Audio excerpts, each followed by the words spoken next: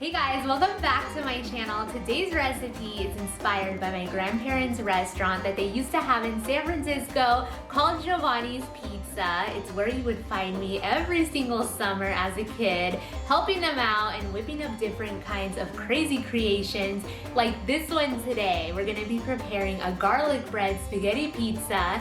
And if you really want to impress somebody, whip up one of these. It will just blow their taste buds away. Now let's get started.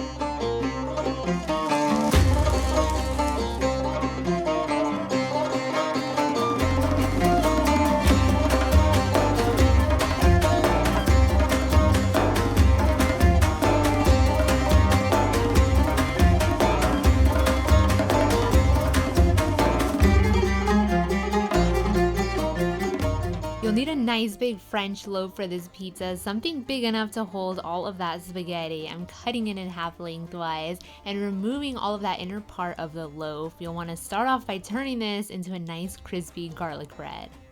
You're gonna need to melt some butter and saute a bit of crushed garlic, depending on how you feel. Do it on the stove top or microwave. Heck, you could even just use garlic powder. It's completely up to you.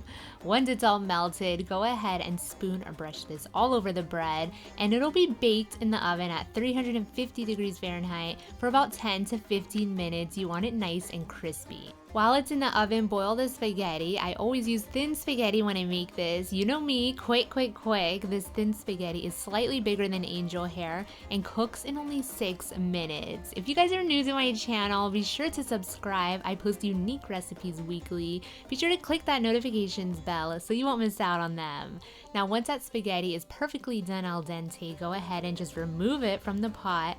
I have a plate under that strainer in the back, if you were wondering. Don't even rinse the pasta. You want it to suck up all of that sauce. And don't forget about that garlic bread in the oven. Look how yummy. You know, all those inner parts of the bread are just for me. Okay, so start assembling this pizza. You'll want to dump all of that water out of the pasta pot and warm up the pasta sauce. This one is garlic basil. It's one of my only sauces that I ever use because it's not too sweet like some other brands. Add all of those noodles. If you want your spaghetti more saucy, just add about half of the noodles. Mix them all up well, and if you guys haven't guessed the next part, I'm gonna be taking all of this spaghetti and adding it to those garlic bread boats. Don't be shy here. You really want to pack in all of those noodles. The more the better. Nothing is better than baked pasta, especially one baked in garlic bread and topped with pizza toppings. That's a shredded mozzarella cheese. Don't forget to pack it in. Top this up with whatever you please. Pepperoni, mushrooms, sausage. The list just goes on and on. Ooh, salami ham would be good. I just love pizza. This spaghetti pizza was actually on the menu at Giovanni's Pizza. Could you believe it?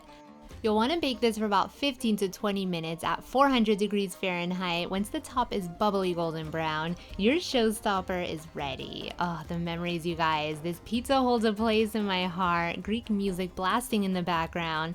Papu John singing out loud. My Yaya Olga calling everybody honey. I wish you guys could have met her. She was just legendary.